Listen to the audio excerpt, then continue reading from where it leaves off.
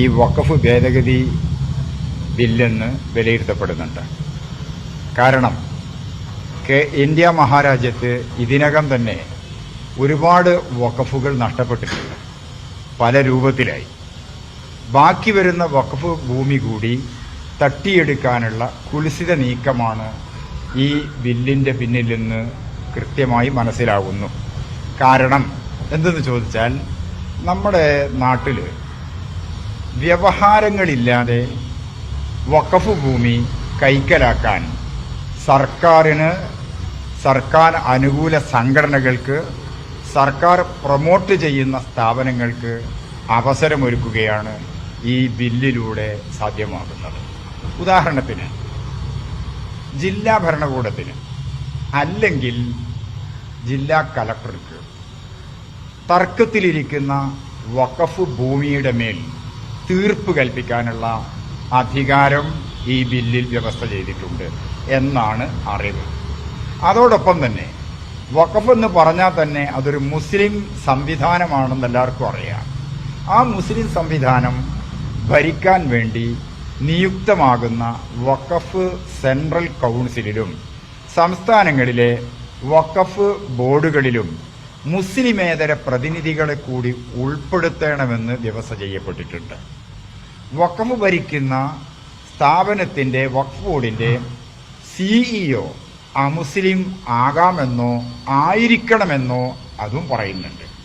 ഈ രൂപത്തിൽ കാര്യങ്ങൾ മനസ്സിലാക്കുമ്പം അപകടകരമായ കുറേ ഭാഗങ്ങൾ ഇതിൻ്റെ കൂടെ ചേർന്നതായി നമുക്ക് മനസ്സിലാക്കാനാകുന്നുണ്ട്.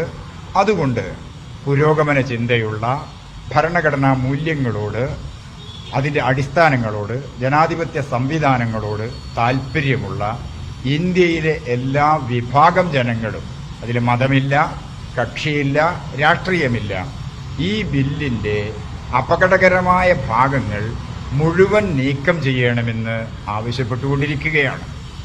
ഒപ്പം വഖഫ് ബോർഡിലേക്കും വഖഫ് സെൻട്രൽ കൗൺസിലിലേക്കും എലക്ഷന് പകരം തീർത്തും നോമിനേഷൻ എന്നതുകൂടി വ്യവസ്ഥ ചെയ്യുമ്പം ഇഷ്ടക്കാരെ തിരികെ കയറ്റിയിട്ട് വഖഫിൻ്റെ ചൈതന്യത്തെ നശിപ്പിക്കാനും അതിന് സാധിക്കും.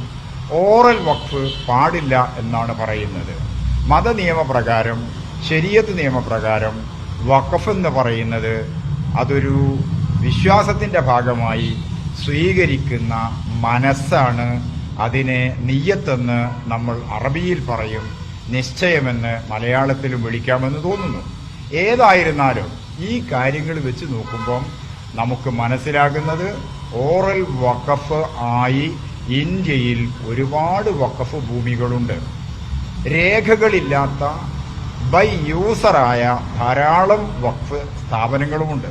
അതൊക്കെ അന്യാധീനപ്പെടുകയോ സർക്കാരിലേക്ക് കണ്ടുകെട്ടപ്പെടുകയോ ആർക്കിയോളജിക്കൽ സർവേ ഓഫ് ഇന്ത്യ പുരാവസ്തു വകുപ്പിലേക്ക് മാറ്റപ്പെടുകയോ ചെയ്യുന്നതോടുകൂടി വഖഫിൻ്റെ ഉദ്ദേശ്യം, വാക്കിഫിൻ്റെ ഇൻറ്റൻഷൻ അവിടെ നടക്കാതെ പോകുന്നു എന്നതുകൊണ്ടും ഈ വ്യവസ്ഥകൾ തീർത്തും നിയമത്തിൽ നിന്ന് മാറ്റിക്കൊണ്ട് ഇന്ത്യയിലെ ജനങ്ങളുടെ, ഇസ്ലാമിക സംഹിതകളുടെ, ജനാധിപത്യ മൂല്യങ്ങളുടെ, മതനിരപേക്ഷ തത്വങ്ങളുടെ അടിസ്ഥാനത്തിലുള്ള ഭരണ സംവിധാനത്തിലേക്കും നിയമനിർമ്മാണത്തിലേക്കും സെൻട്രൽ ഗവൺമെൻറ് മാറണമെന്ന് ശക്തിയായി ഞങ്ങൾ ആവശ്യപ്പെടുകയാണ്.